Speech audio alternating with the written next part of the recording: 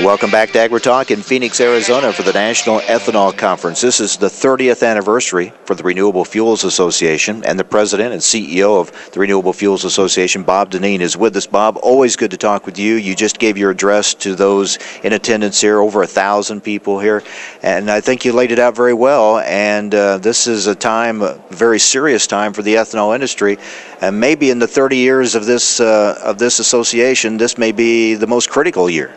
I think so. I mean, it is another crossroad, right? And we're a bigger industry today, and so we've been at crossroads before.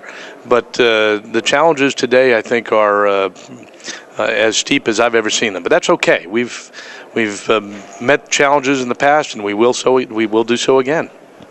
We know that the mood in the country now, at least in Congress, is let's cut spending. Now, we have seen in the countryside, Wisconsin and other places, to some that means cut other programs but don't cut mine. So that's what we're dealing with, and that's why it's so hard to really make a dent in this deficit. But when it comes to the support for ethanol that the industry's worked so hard to gather over the years, it's in great jeopardy too, as we see some in Congress that basically would just pretty much pull the plug on the ethanol industry. Well, there's no question that in large part we are a victim of our own success. We are a bigger industry today, and so our opponents speak louder. They are more focused and more aggressive, and they're highly motivated and well financed. So we've got a big challenge ahead. But we are certainly willing to do our part to address the deficit. We are more than willing to look at ways to reform the existing tax incentives such that it reduces costs. We're not willing to dismantle the industry, and we think other people ought to be willing to do their part as well. When I see on the floor of the Senate a couple of weeks ago a vote to repeal incentives for the oil industry, I sort of scratch my head. How is it that the Congress can be okay with continuing to defend oil tax incentives, but some in the Congress so intent upon ending incentives for a domestic renewable fuel? It makes no sense to me. So we need to remind people of what the priorities are. Cut spending, absolutely. Rein in the deficit, we need to do that. But let's not be penny wise and pound foolish. Let's protect the investment that we have made in an industry that today is responsible for some 400,000 jobs and is driving rural economic development from coast to coast. Specifically, in this continuing resolution, there are great challenges to the ethanol industry.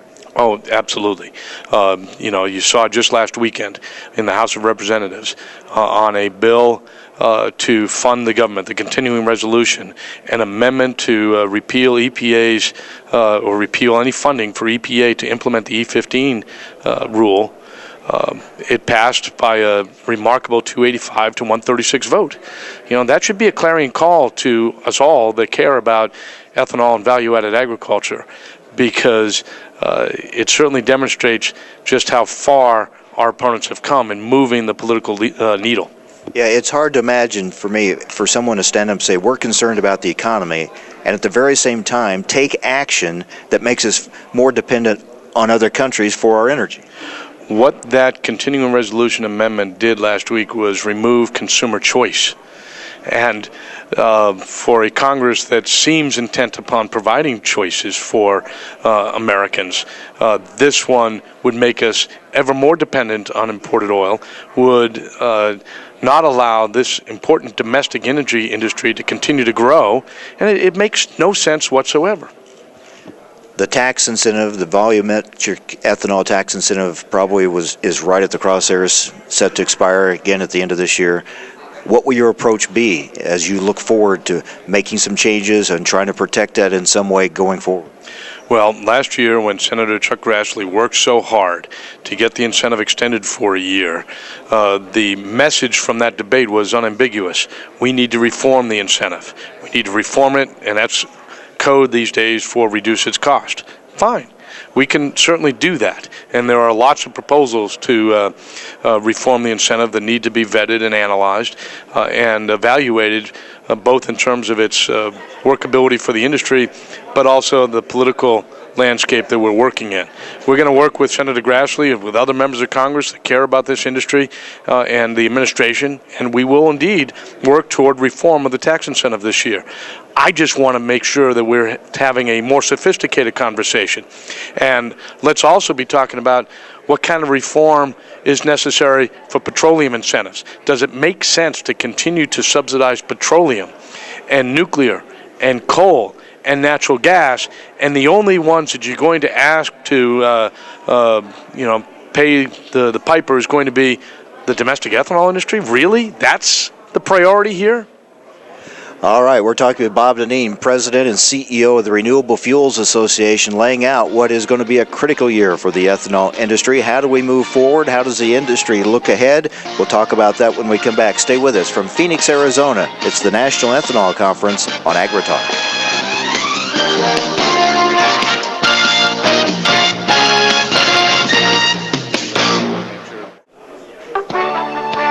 Welcome back to AgriTalk in Phoenix, Arizona at the National Ethanol Conference. We're joined by Bob Dinneen, President and CEO of the Renewable Fuels Association. All right, Bob, you have laid out the challenges facing the ethanol industry.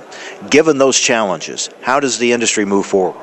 Well, the industry is going to move forward. We're going to continue to evolve. The fact of the matter is, refiners need our fuel. We're helping them meet air quality standards in the nation's non-attainment areas.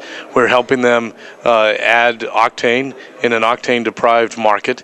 So we will continue to grow. It's how much do we grow? The oil industry is quite satisfied with where we are today. 10%, that's fine. They don't want to see us grow anymore. And they keep on throwing these roadblocks up to greater use of E15. Certainly, they don't want to see E85 ever. And those are the market opportunities we really need to begin to focus on. All the fervor over E15. I talked about a stat earlier today that the Department of Energy testing on E15 was the equivalent of 6 million miles of vehicles traveled on E15. That's 12 and a half trips to the moon. And there was not a single failure on that fuel. And yet, to hear some of those opponents talk about it, you'd think that this was pixie dust that, they're being asked to utilize. So, we need to really drive home the point that this fuel has been tested, that there's no reason not to allow consumers just the choice. We're not mandating it, but just give them the choice to use it. That's what's really going to be needed if we're going to continue to grow this industry beyond where we are today. You and I were talking during the break. It is just amazing that as fuel prices are inching up and all this attention and criticism and wanting to go after the ethanol industry, and it's just like OPEC and the oil industry just gets a pass on all that. Well, a very wise person once said to me that it's sad that some future generation might write about these days that at the very time that this society needed to have more food and more fuel, we're going about dismantling the very system capable of providing both, and that's really what might be happening today. All right, well, tell us what's going on in California, because with their approach to things, it kind of a lot of the country looks at what happens in California. Where are we there? Well, we continue to see some progress in the state of California, and that they are recognizing that the science that they've used to erect that no Midwest ethanol sign at the border may not be all that strong, and their own advisory committee that they established to look at their regulation has suggested cutting in half the indirect land use penalty that is keeping Midwest ethanol from being sold in the state. Now, the Air Resources Board itself has not adopted that regulation yet, but they are moving in that direction. We hope that they get there. We are continuing to pursue litigation in the state because we think that what they've done is just so unfair and baseless in terms of any scientific foundation. The marketers continue to say to us, we want to be able to use your fuel. They don't have any other options. It's not like there is lots of Brazilian ethanol that they could use to meet their standards. So they're going to need us, or all those Californians that love to drive aren't going to be able to. A lot of cars there. There are a lot of cars in Los Angeles, and if they don't resolve their regulatory system to allow Midwest ethanol, they're going to be parked. All right, Bob, thank you very much. Always good to see you, and it will be an interesting year ahead, and certainly when we look at how far the industry's come, this will indeed be another one of those, as you said, crossroads year to see where we go for the future. Thank you very much. Thank you very much for being here, and thank you for everything you do for value-added agriculture, Mike. Thank you. Bob Dinneen, President, CEO of the Renewable Fuels Association. Again, RFA celebrating its 30th anniversary. All right, we will take a break. We'll come back with much more from here in Phoenix, Arizona at the National Ethanol Conference. We'll take a look at some of the new technology that's in the industry today. We're also going to take a look at the newly formed Advanced Ethanol Council and what that's all about and what their goal and purpose will be. And we'll look back over the 30 years of the Renewable Fuels Association. All that's still to come. Stay with us. It's halftime on AgriTalk.